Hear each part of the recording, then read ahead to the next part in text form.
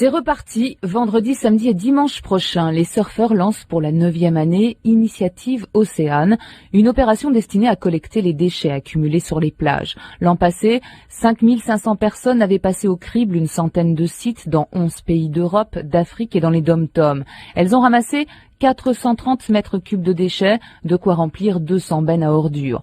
L'opération ne se borne pas au nettoyage, elle est aussi l'occasion de sensibiliser les bénévoles et les curieux à la protection des océans ou encore au tri sélectif des ordures ménagères. Ramasser les déchets n'est pas une tâche si facile, il faut veiller à ce que les plus jeunes ne touchent pas aux déchets dangereux, il faut laisser sur place les bois morts échoués sur les dunes, ils contribuent à fixer le sable et à lutter contre l'érosion éolienne, il faut éviter évidemment de piétiner les zones sensibles.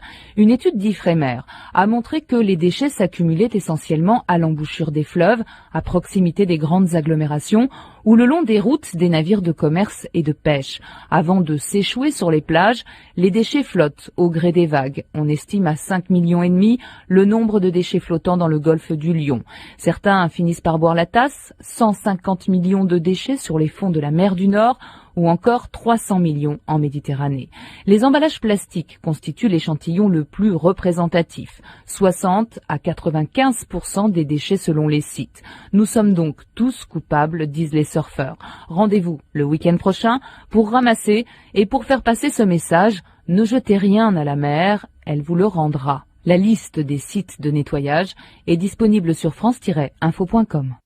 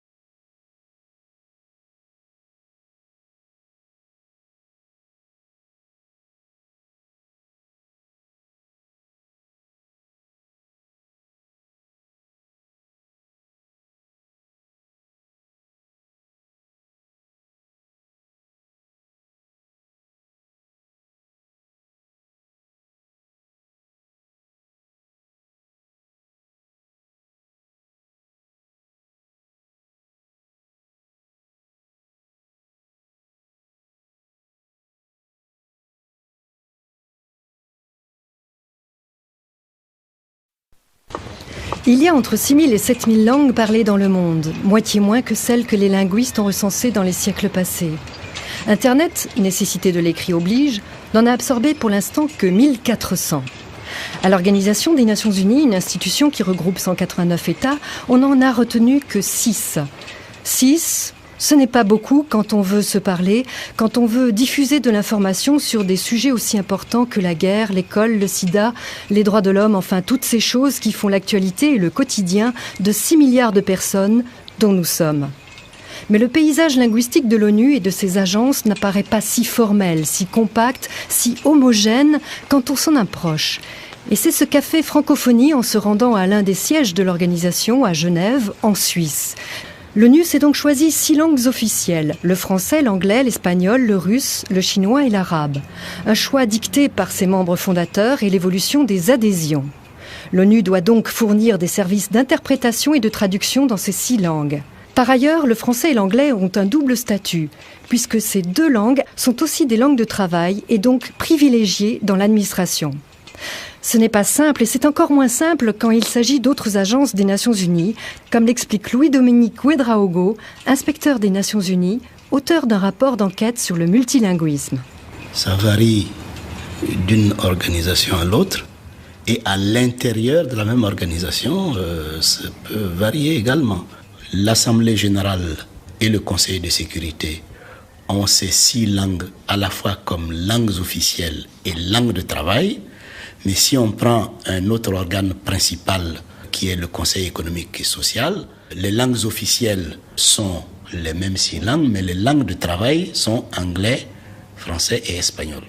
Si on prend une organisation comme l'Union postale universelle, qui est la seule organisation de la famille des Nations Unies, où le français est la seule langue officielle, et cela depuis la création de l'Union postale en 1876. Pourquoi on n'a pas appliqué d'emblée ces 6 langues officielles et on ne les a pas institutionnalisées comme étant des langues de travail ?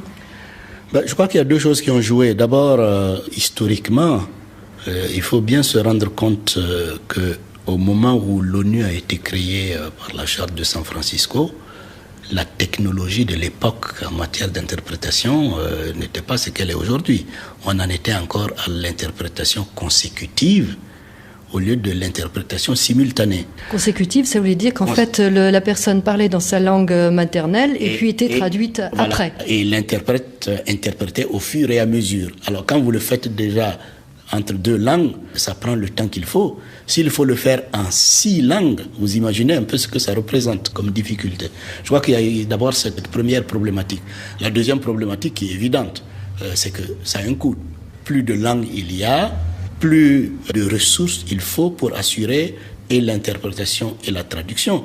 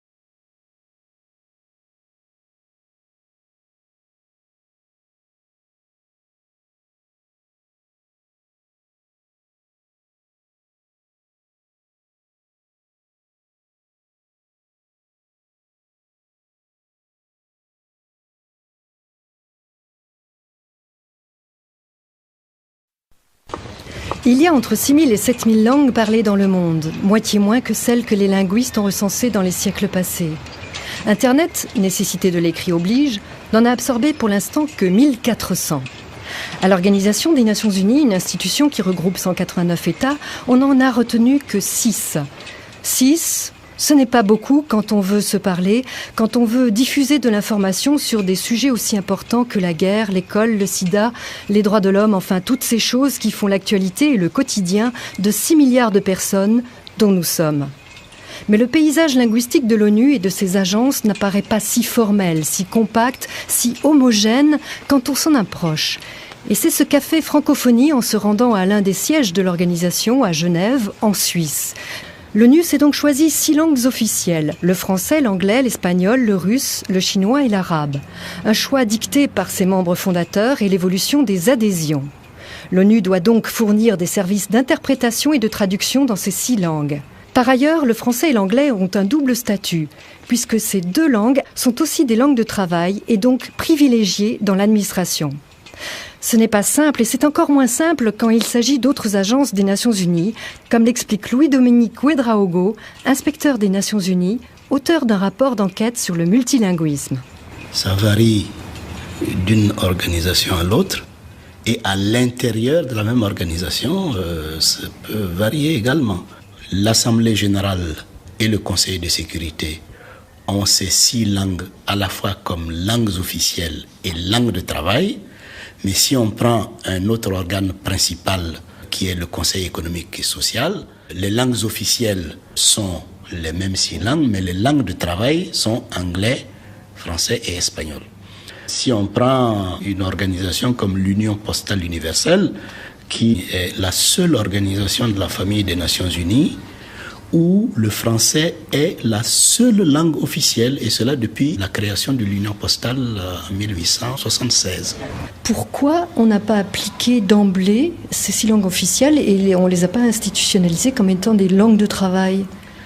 Je crois qu'il y a 2 choses qui ont joué. D'abord, historiquement, il faut bien se rendre compte qu'au moment où l'ONU a été créée par la Charte de San Francisco, la technologie de l'époque en matière d'interprétation n'était pas ce qu'elle est aujourd'hui. On en était encore à l'interprétation consécutive au lieu de l'interprétation simultanée. Consécutive, ça voulait dire qu'en fait, la personne parlait dans sa langue maternelle et puis était traduite après. Et l'interprète interprétait au fur et à mesure. Alors quand vous le faites déjà entre 2 langues, ça prend le temps qu'il faut. S'il faut le faire en 6 langues, vous imaginez un peu ce que ça représente comme difficulté. Je crois qu'il y a d'abord cette première problématique. La deuxième problématique qui est évidente, c'est que ça a un coût. Plus de langues il y a, plus de ressources il faut pour assurer et l'interprétation et la traduction.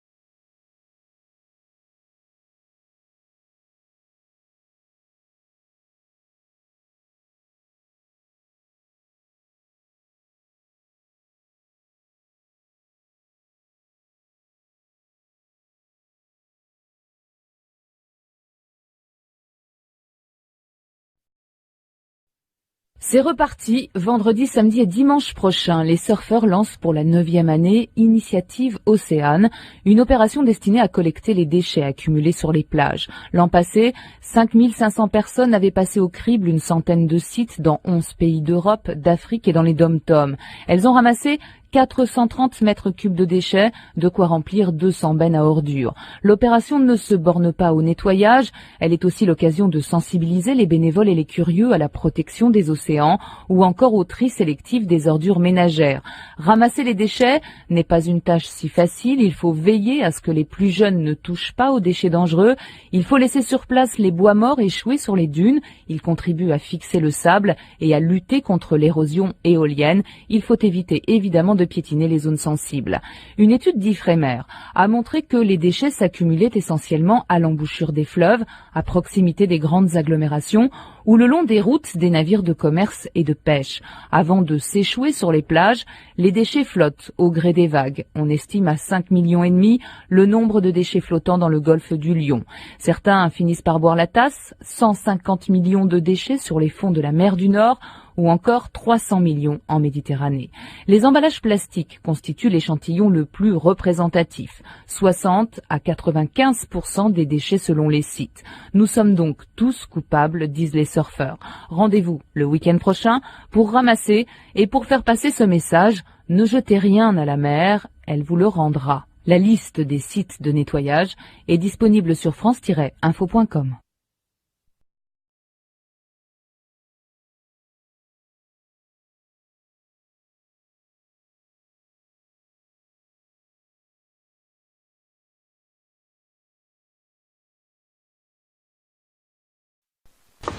Il y a entre 6000 et 7000 langues parlées dans le monde, moitié moins que celles que les linguistes ont recensées dans les siècles passés. Internet, nécessité de l'écrit oblige, n'en a absorbé pour l'instant que 1400. À l'Organisation des Nations Unies, une institution qui regroupe 189 États, on n'en a retenu que 6. 6, ce n'est pas beaucoup quand on veut se parler, quand on veut diffuser de l'information sur des sujets aussi importants que la guerre, l'école, le sida, les droits de l'homme, enfin toutes ces choses qui font l'actualité et le quotidien de 6 milliards de personnes dont nous sommes.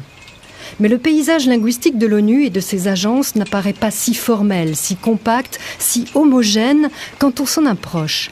Et c'est ce qu'a fait Francophonie en se rendant à l'un des sièges de l'organisation, à Genève, en Suisse. L'ONU s'est donc choisi 6 langues officielles, le français, l'anglais, l'espagnol, le russe, le chinois et l'arabe. Un choix dicté par ses membres fondateurs et l'évolution des adhésions. L'ONU doit donc fournir des services d'interprétation et de traduction dans ces 6 langues. Par ailleurs, le français et l'anglais ont un double statut, puisque ces 2 langues sont aussi des langues de travail et donc privilégiées dans l'administration. Ce n'est pas simple et c'est encore moins simple quand il s'agit d'autres agences des Nations Unies, comme l'explique Louis-Dominique Ouédraogo, inspecteur des Nations Unies, auteur d'un rapport d'enquête sur le multilinguisme. Ça varie d'une organisation à l'autre et à l'intérieur de la même organisation, ça peut varier également. L'Assemblée générale et le Conseil de sécurité ont ces 6 langues à la fois comme langues officielles et langues de travail. Mais si on prend un autre organe principal qui est le Conseil économique et social, les langues officielles sont les mêmes 6 langues, mais les langues de travail sont anglais, français et espagnol. Si on prend une organisation comme l'Union postale universelle, qui est la seule organisation de la famille des Nations Unies, où le français est la seule langue officielle, et cela depuis la création de l'Union postale en 1876. Pourquoi on n'a pas appliqué d'emblée ces 6 langues officielles et on ne les a pas institutionnalisées comme étant des langues de travail ? Je crois qu'il y a 2 choses qui ont joué. D'abord, historiquement, il faut bien se rendre compte qu'au moment où l'ONU a été créée par la Charte de San Francisco, la technologie de l'époque en matière d'interprétation n'était pas ce qu'elle est aujourd'hui.